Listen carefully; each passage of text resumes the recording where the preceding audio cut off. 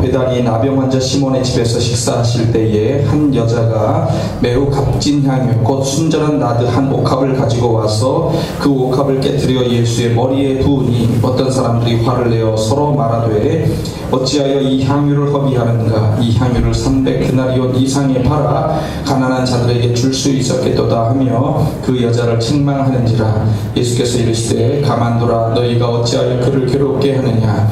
그가 내게 좋은 일을 하였느니라. 가난한 자들은 항상 너희와 함께 있으니 아무 때라도 원하는 대로 도울 수 있거니와 나는 너희와 항상 함께 있지 아니하리라. 그는 힘을 다하여 내 몸에 향유를 부어 내 장례를 미리 준비하였느니라. 내가 진실로 너희에게 이르노니 온 천하에 어디서든지 복음이 전파되는 곳에는 이 여자가 행한 일도 말하여 그를 기억하리라 하시니라. 아멘. 향유 옥합을 드린 이 여인을 배웁시다 라는 제목으로 말씀을 드리겠습니다. 자, 지금까지의 상황들을 좀 보면요, 예수님이 예루살렘에 입성하기 전에 제자들에게 순환 예고를 세 차례에 걸쳐서 했습니다. 제자들은 예수님의 순환에 대해서 제대로 이해를 하지 못하였고 두려워하였다라고 했습니다. 예루살렘에 가서 성전 체제를 이루고 있는 산헤드린 공회, 최고의 법정, 이 공회의 대제사장들, 사두개인들, 서기관들, 바리새인들, 이 사람들과 정면으로 충돌하면서 그들의 모든 어려운 시험에 대답을 하셨기 때문에 그들은 그 종교적인 직무 수행에서 그리스도에 대하여, 율법에 대하여 제대로 된 교육과 판단을 못하였다라고 하는 그 위기감, 질책을 받은 거예요. 그리고 자기들의 이권 문제 때문에 예수님을 죽이려고 하는 흉계를 꾸미기 시작을 했습니다. 또 예수님은 이제 성전에서 나오셔서 감람산에 앉으시고 예루살렘 멸망, 종말에 대한 말씀을 해주셨고 제자들은 더 두려운 마음을 가졌을 것이다 라고 볼 수가 있습니다. 이런 가운데 가룟 유다는 배신으로 나가고 있는 것이고요. 자, 이런 그 불편한 두려움, 또 계략, 흉계, 이렇게, 그리고 여러 가지 종말 망한다라고 하는 어떤 이런 예언, 그리고 배신, 이렇게 이어지는 이런 상황 속에서 신선한 충격을 주는 한 가지 사건이 베다니 나병 환자 시몬의 집에서 식사할 때에 일어나게 되었다는 거예요. 자, 베다니라고 하는 것은 베타니아, 아람어로는 베이트 히니 이런 뜻인데요, 무화과의 집입니다. 무화과의 집, 무화과가 많이 있었다고 하는데요, 히브리어로 보면은 가난하고 비참하다 라고 하는 뜻을 갖고 있습니다. 그래서 이곳은 가난하고 비참한 삶을 사는 사람들의 마을로 알려진 곳이고 하나님의 은혜가, 하나님의 구원이 꼭 필요한 그런 마을로 볼 수가 있겠습니다. 이 베다니의 위치는 감람산은 이제 올리브산이라고 하는데요, 감람산의 동남쪽에 있는 작은 마을로 알려져 있고 예루살렘에서 약 3km 정도 떨어진 마을입니다. 예수님이 사랑하신 그 마르다 마리아, 그들의 오빠인 나사로의 집이 있는 곳입니다. 요한복음 11장에 보면 나사로가 등장을 하는데 병자로서 죽었다가 예수님이 오셔서 다시 무덤에서 살려주시는 장면으로 연결이 됩니다. 그러니까 병자로서, 물론 이제 나이가 사람이 있으면 병자가 되는 그런 것이지만은 하여튼 병자로서, 그런 의미가 있고요. 누가복음 16장에 보면은 예수님께서 예화 말씀에 나사로를 등장시킵니다. 물론 이 나사로는 그 베다니에 살고 있는 나사로를 생각해서 나사로라고 얘기할 수도 있겠고, 또는 그냥 일상적인 이름으로 나사로라고 하는 이름을 얘기하셨을 수도 있겠지만, 중요한 것이 그 나사로가 헌대투성이라는 거예요. 헌대투성, 피부병을 앓고 있다라고 볼 수가 있습니다. 원래 이 그 나병이라는 거, 문둥병이라는 그것도 일반적으로는 피부병이라고 개념으로 생각을 하는데, 피부병이 이제 포괄적인 단어다 보니까 여하튼, 그래서 나병 환자 시몬이 있다. 그 마을에 나병 환자가 있다. 그거는 정상적인 사람은 가기를 꺼려하는 거예요. 그러니까 베다니는 뭔가 소외된 사람들이 사는 게 분명히 틀림없습니다. 가난한 사람들, 병든 사람들이 있는 거죠. 자, 예수님과 제자들이 그곳을 갔다는 거예요. 그러면 나병 환자인 시몬이라고 하는 거로 생각하면은 나병 환자의 집에 계속 있으면 안 되죠. 율법적으로도 문제고 그냥 건강상으로도 문제입니다. 그러니까 아마 그 당시에는 치유가 됐을 것이다 라고 이렇게 생각을 해볼 수가 있겠고, 병이 아직도 남아있었다라고 한다면 예수님께서 가셔서 시몬을 만나셔서 그의 병을 분명히 치유해 주시고 그의 소외된 마음을 분명히 위로해 주셨을 것이다, 이렇게 상상을 해볼 수가 있겠습니다. 자, 근데 한 여자가 옥합을 들고 등장을 하는데 이름이 나오지 않습니다. 요한복음에 보면 이름이 나와요. 요한복음 12장에 보면 마리아다. 바로 이제 그 옆집이나 마찬가지겠죠. 마리아 집이. 마리아다. 자, 마리아의 뜻은 하나님이 사랑하시는 여자라고 하는 뜻을 갖고 있습니다. 하나님이 사랑하시는 여자 마리아. 이 마리아가 아주 귀한 일을 하게 되는 겁니다. 공관복음서, 마태, 마가, 누가복음서를 공관복음서라고 합니다. 공통된 관점을 가지고 있다는 거예요. 공관복음서에서는 이름을 밝히지 않아요. 왜냐하면 공관복음서는 아직 예루살렘이 멸망하기 전에 거의 쓰여집니다. 그러다 보니까 유대인들이 그 당시에 기독교에 대한 어떤 핍박적인 것들이 많았고 그렇기 때문에, 또 유대 반란으로 인해서 전쟁도 일어나기 때문에 유대인이나 사내들인 공회의 핍박으로부터 보호하려고 하는 의도로 이름을 쓰지 않았을 가능성이 상당히 높고요. 왜냐하면 예수님의 그 직접적인 연관이 있기 때문에.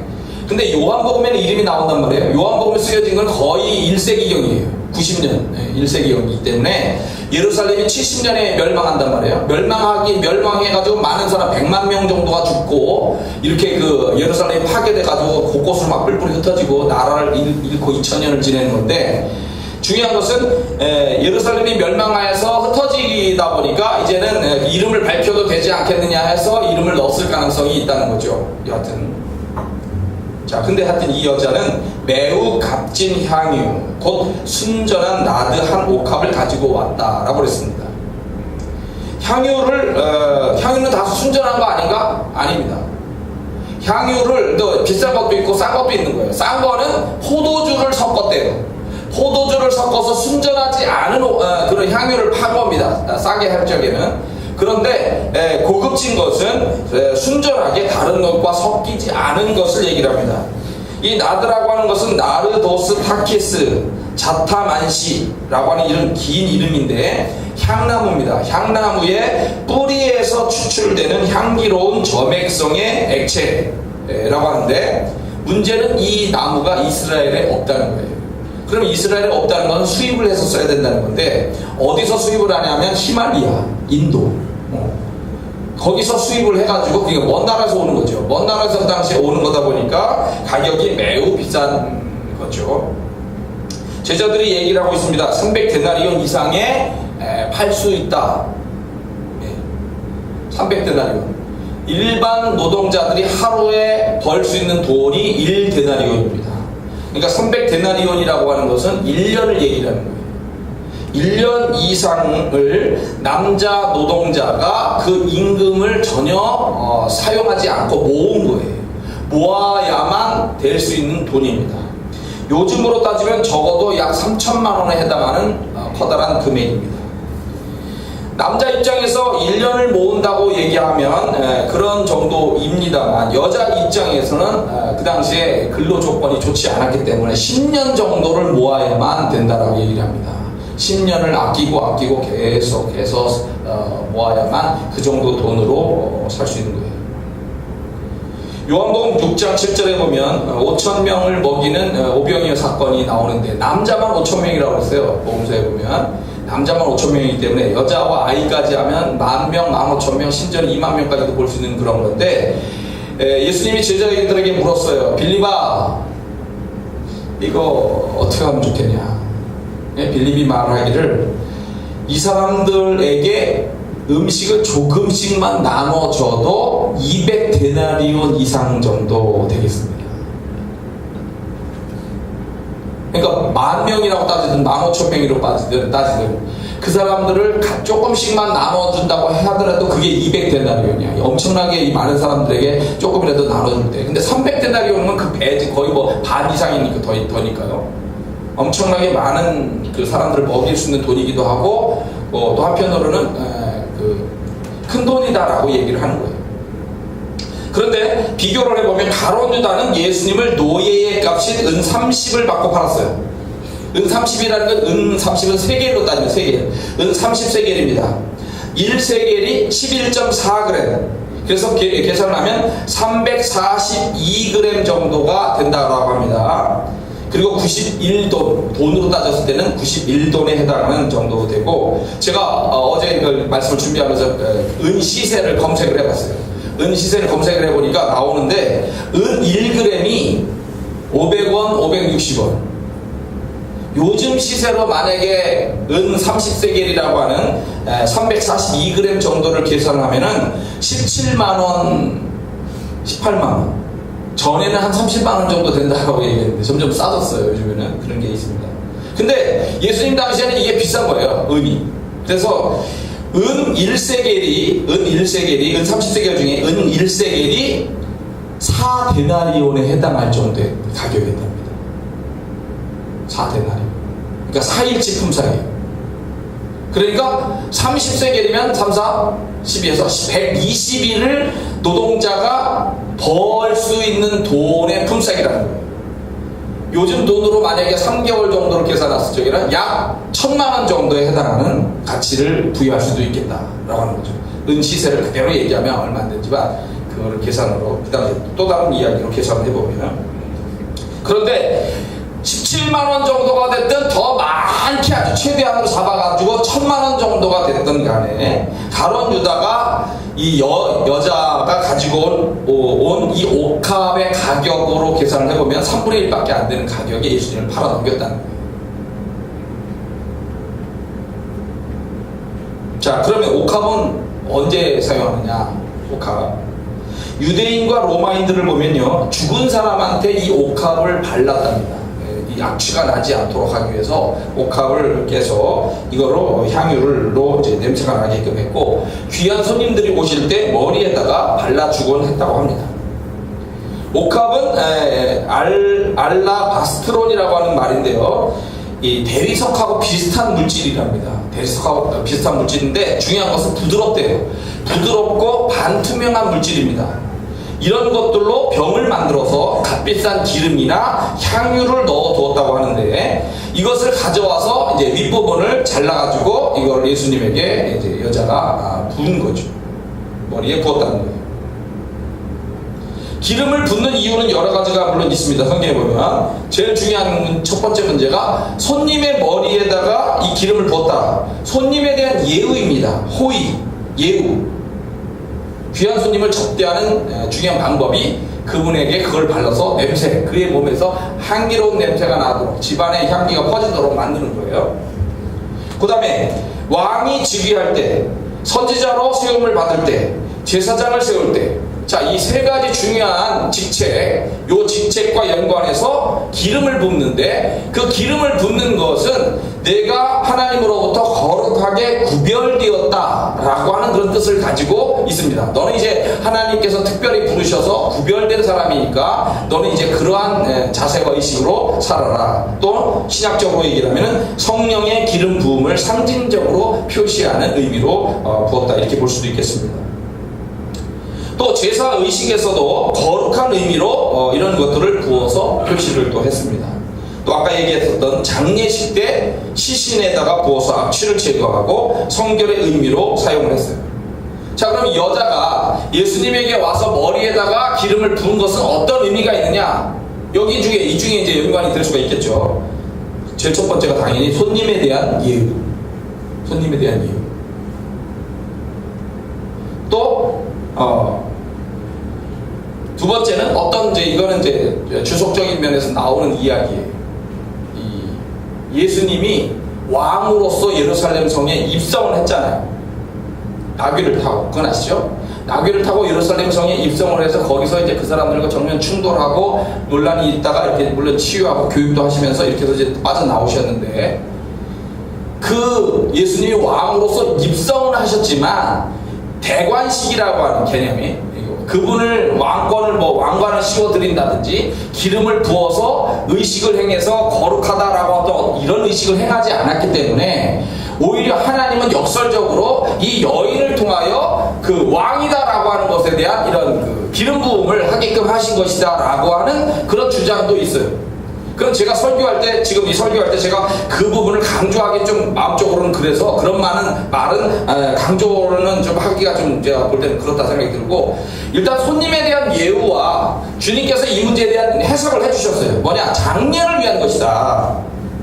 나의 장례를 위한 것이다. 대속을 위한 구원의 일을 위해서 본 것이다 라고 의미를 부여했기 때문에 그런 관점을 더 보는 것이 좋지 않겠는가라고 생각이 들어서 이 부분을 더 말씀을 드리는 거예요. 자, 그럼 우리가 이제 제일 중요한 문제입니다. 이 여인이 이 3천만 원에 해당하는 엄청난 가격을 가지고 있는 그런 그 옥합을 깨서 주님께 드린 그 마음은 도대체 무슨 마음이냐 이거예요. 이 여인은 최상의 물질로 주님께 드리고 싶은 헌신의 마음이 있었던 거예요. 자, 여기가 부자 마을이 아닙니다. 아까처럼 소외되고 가난하고 병든 자들이 있었던 마을이에요. 거기에 있는 더군다나 여자입니다. 그럼 이 여자가 그 비싼 옥합을 소유하고 있었다라고 하는 것은 얼마나 많은 노동을 하면서 그거를 모았겠냐 이거예요.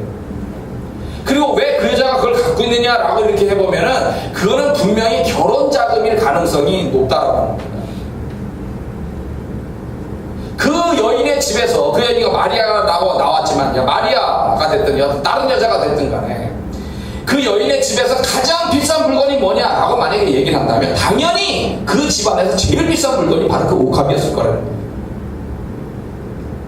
이 여인이 결혼이라고 하는 걸 염두에 뒀다면 자기의 미래를 위해서 지금 그걸 아껴뒀던 겁니다. 가정에서 소유했었던 든든한 물질적인 가치, 그런데 이거를 계속해서 유지하고 보관했다가 자기가 사용할 수도 있는 것이지만 주님을 위해서 이것을 헌신하는 것이 더 좋다고 생각이 들었던 마음이에요. 쉬운 마음이 아니죠. 쉬운 마음이 아니에요. 헌신은 항상 쉬운 마음이에요. 최근에 며칠 전에 인터넷 뉴스에 아주 큰 기부 이야기가 나왔어요. 미국에서 어떤 자산가가 이 비트코인이 이제 급속도로 지금 다시 떨어지고 있습니다만 비트코인 가격이 막 폭등하면서 가격이 올라가서 거기에 이 사람이 투자를 해가지고 돈을 하여튼 많이 벌었나 봐요. 얼마를 벌었는지 잘 모르겠지만 이 사람이 940억 원에 해당하는 비트코인을 기부를 했답니다. 상상이 갑니까? 우리가 뭐 1,000만 원, 100만 원도 가난한 사람 입장에서는 큰 돈이고, 그런데 이거를 억 원도 아니고 100억도 아니고 940억 원에 해당하는 돈을 기부를 해서 내놓은 거예요. 이게 대단한 결심이죠, 그죠? 대단한 결심입니다. 내 가정과 내 삶에서 가장 중요한 비싼 그거를 주님을 위해서 내가 사용하겠다라고 하는 건 이건 보통 마음이 아니고요. 아주 큰 헌신. 그 다음에 장소와 시간을 뛰어넘는 헌신의 문제입니다. 여러분, 이런 아름다운 헌신을 할 적에 가능하면 우리 집으로 모시고 가고 싶어요. 우리 집으로 모시고 가서 우리 집의 상황을 보여드리고 내 삶의 고민과 문제를 주님께 아뢰고, 그리고 가장 귀한 것을 꺼내와서 주님 앞에서 그거를 깨고 드리고 싶은 그런 마음이 생길 가능성이 큽니다. 그런데 이게 하필이면 나병 환자 시몬의 집에서 한 일이에요. 자기 집으로 와서 자기 가정이 또 내 삶이 주님께 헌신하고 있습니다 라고 이렇게 드러내고 싶거나 자랑하고 싶거나 적어도 그 정도는 해야 되지 않겠냐 라고 생각하는 그런 마음도 아닌 겁니다. 그냥 남의 가정이지만 남의 가정에 가서 내 가정에서 온 것처럼, 내 가정에 그분이 와주신 것처럼 내 가정에서의 최후의 예우로 그분을 이렇게 향유를 부어서 헌신하고 있는 거죠. 장소에 구애받지 않은, 또 시간도 마찬가지입니다. 시간도 그리 중요하지 않았어요. 주님이 가능하면 내가 이런 헌신을 하니까 나만을 축복해 주기를 원하는 어떤 그런 마음, 그리고 내가 원하는 어떤 그 시간까지 기다려서 그 시간에 주님이 와주시고 그렇게 하면서 이 헌신을 받아주세요 라고 얘기하는 게 아닙니다. 그냥 주님이 사역하시는 그 시간에, 그냥 거기 와서 있는 그 시간에 내가 맞춰서 주님의 시간에 맞춰서 그렇게 헌신을 하는 거예요. 내가 원하는 시간, 내가 원하는 장소, 그걸 고집하지 않은 겁니다. 이 여인은 주님을 만나는 그냥 그 시간이 소중한 거예요. 우리 집에 왔던 그 집에 왔던 주님이 여기 와 있다는 거, 내가 그분을 만날 수 있다는 거, 내가 그분에게 헌신할 수 있는 거, 예우로 헌신할 수 있다는 그 자체로 기쁜 거예요. 사람들을 또한 의식하지 않는 헌신을 보여줬어요. 여인이 향유를 붓는 것을 보고 어떤 사람들은 분까지 내잖아요. 거기에는 물론 가룟유다도 섞여 있을 것으로 판단합니다. 그것을 300데나리온 이상에 팔아 가난한 자들에게 줄 수 있었을 것이다 라고 이렇게 판단을 하는 사람들이 있었는데, 여인은 이미 가난한 자들에게 해주는 것보다 더 소중한 헌신이 주님께 하는 것이다 라고 하는 것을 알고 있었고, 눈치 보지 않고, 그런 거를 내가 계속 하면 야, 너 시집도 가야 되는데 뭐 여러 가지 얘기할 수 있잖아요. 근데 그런 거를 계산하지 않고 그대로 순수한 마음으로 실행을 하고 있다는 거죠. 그래서 예수님은 이 여인의 헌신에 대해서 칭찬을 하셨어요. 자, 온 집안은 향기로 가득 찼습니다. 여인의 마음과 예수님의 마음, 그리고 의미를 깨달은 사람들의 마음에도 아름다운 향기로 가득 찼습니다. 나병 환자 시몬의 집은 여인의 헌신으로 말미암아 가장 큰 헌신을 하는 의미 있는 집으로 바뀌었습니다. 나병 환자라고 하면 이게 껄끄러운 문제거든요. 그런데 그것이 아니라 아주 의미 있는, 가장 큰 헌신한 아름다운 집이다라고 이름이 바뀌는 거죠. 나병 환자의 집이라고 하는 불안하고 어두운 의미의 집이 아니라 헌신의 향기와 기쁨, 칭찬으로 행복한 집으로 바뀌게 되었습니다. 예루살렘 종교 지도자들의 흉계, 그리고 가룟 유다의 배신으로 이어지는 무서운 일들 속에서도 인류의 구원과 미래의 희망을 소망하면서 헌신한 그런 최고의 집으로 바뀌게 되었다는 거예요. 이 여인을 보면서 우리는 결국 우리 자신을 돌아보고 생각해야 합니다. 오늘 우리가 하나님 앞에 헌신하는 것들이 어떤 헌신인가? 어떤 헌신? 우리의 진정성이 담겨 있는가? 시간과 장소를 뛰어넘어서 정말 주님의 마음에 합당한 그런 헌신을 하고 있는지, 주님을 위한 것인가, 칭찬을 받을 만한 것인가, 사람들의 눈치를 보지 않는 것인가, 이런 것들을 돌아보면서 칭찬받는 헌신을 하도록 힘을 써야 된다는 거죠. 자, 가룟 유다는 돈꾀를 맡아서 돈을 훔쳐가고 있었어요. 그리고 그 돈 300데나리온으로 바꿔가지고 만약에 그에게 맡겼다고 한다면, 좀 심하게 표현하면 거기서도 또 빼갔을 거란 얘기죠. 그리고 결국 30이라고 하는 돈으로 예수님을, 돈을 받으려고 예수님을 팔아 넘겼어요. 돈과 연관되어 있는 삶을 사는 거죠. 근데 이 여인은 돈을 뛰어넘는 거예요. 돈의 가치보다 그분을 향한 이 아름다운 마음을 드리고 싶었어요. 가룟 유다는 예수님의 순한 예고에 예수님을 떠나기로 생각했고 결국은 배신을 선택했습니다. 여인은 예수님의 순한 예고에 어떻게 그 일을 잘 하실 수 있게 도울까? 나는 무엇을 할까? 그 생각을 했고 최고의 헌신으로 향유를 부었다는 거예요. 가룟 유다는 자기 중심이 너무 강한 거죠. 주님이 하는 것을 이렇게 판단해서 따라가는 것이 아니고, 주님은 그렇게 하면 나는 나대로의 길을 계속 간다. 나는 나만의 뭘 하게 하겠다. 이런 생각을 너무 강하다 보니까 주님을 어떻게 도와드릴까? 주님을 어떻게 도와드릴까? 그 예화 하나도 그렇게 생각이 나요. 어느 그 2차 대전 때 작은 마을인데 그 마을 중앙에 예수님의 상이 이렇게 서 있었대요. 예수님의 상이 손을 벌리고. 근데 이게 폭탄이 떨어진 거야. 폭탄이 떨어져가지고 막 주변이 다 깨지고 이 석고상도 깨진 거죠. 깨져가지고 이제 안타까우니까 사람들이 이제 그 폭탄 투하가 이제 잠잠해진 다음에 그 마을 중앙에 있는 그 석고상을 가져다가 다 이제 붙이기 시작한 거야. 붙이기 시작을 했는데 두 손이 없더래. 이거 어떡하냐 라고 하니까 한 사람이 거기다 글씨를 이렇게 쓰자 해가지고 글씨를 썼는데, 나는 손이 없다. 너희들이 나의 손이 되어다. 라고 하는 예수님의 말을 이렇게 표현했다는 거예요. 주님이 어떻게 할까? 나를 통하여 어떻게 이렇게 사랑을 증거하는, 나누는 것으로 이렇게 할 것인가 생각을 해볼 수도 있겠죠. 가룟 유다를 가리켜서 예수님은 이야기하시기를 차라리 이 사람은 나지 않았으면 좋을 뻔한 사람이다 라고 주님 말씀하셨어요. 마지막 그 제자들과의 그 유월절 의식을 행할 때 그런 말씀을 하신 거예요. 나지 않았으면 좋을 뻔한 사람이다. 근데 그 여인에게는 뭐라고 하냐면 이 여인은 내게 좋은 일을 한 사람이다. 내게 좋은 일을 한 사람이다. 이렇게 말씀하셨어요.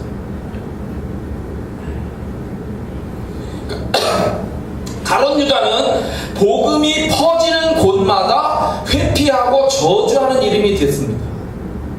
그런데 이 여인은 복음이 퍼지는 곳마다 칭찬하고 기억하는 이름이 되더라고요. 주님이 그렇게 말씀해 주셨어요. 그러니까 우리가 예수님의 순환에 대한 거, 십자가로 향하는 이런 것도 있지만 우리가 이 과정에서 나타나는 제자들의 이런 문제와 그리고 가룟 유다의 배신, 그리고 그 속에서 정말 빛나는 이 여인의 최고의 헌신, 아름다운 헌신, 순전한 헌신, 이런 아름다운 모습을 보면서 우리가 우리도 이렇게 살아야 되겠구나, 우리도 이러한 소망을 가지고 헌신해야 되겠구나, 이런 생각을 여러분과 제가 결단하고 헌신해보는 그러한 인생을 살기를 간절히 축복합니다. 다 같이 한번 기도하겠습니다.